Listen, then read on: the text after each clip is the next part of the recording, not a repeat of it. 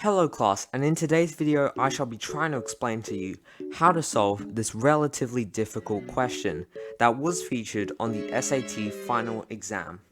Now, the question reads, if x is the average of m and 9, y is the average of 2m and 15, and z is the average of 3m and 18, what is the average of x, y, and z in terms of m? Now first let's define what average means, because it appears a lot in this question. So the word average basically means,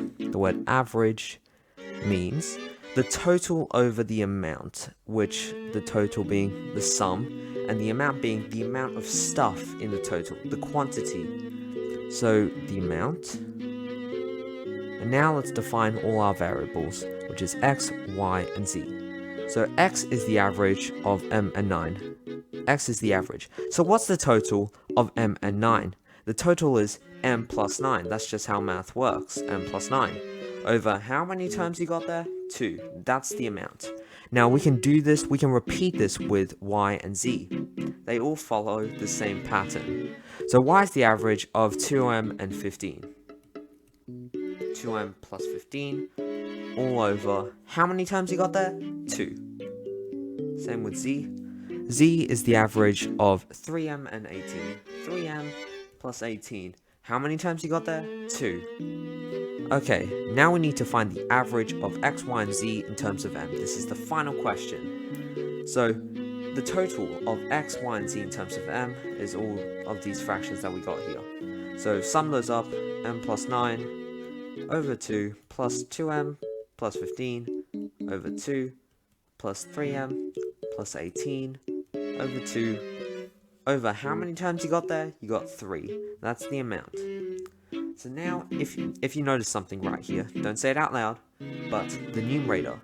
All of these fractions that we got in the numerator, they all have a denominator of 2, which means that you're dividing everything by 2, which means that if I times all of these by 2, multiplied this all by 2, then they would all cancel out, because halving something, multiplying it by 2, you're stuck with the same thing. So let's do that right now.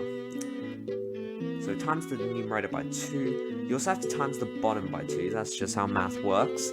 So all of these would cancel, and therefore the final result would be m plus 9 plus 2m plus 15 plus 3m plus 18 all over 3 times 2 is 6. I'm just simplifying what we got here. So let's collect the like terms on the top. So m plus 2m plus 3m is 6m. You just get the coefficients, add them together, times it by m, you got 6m. So 6m plus 9 plus 15 plus 18. 9 plus 18 is 27. 27 plus 15 is 42. And that's what we got there. 42 all over 6. Let me just rub all of this out so I can have some more space.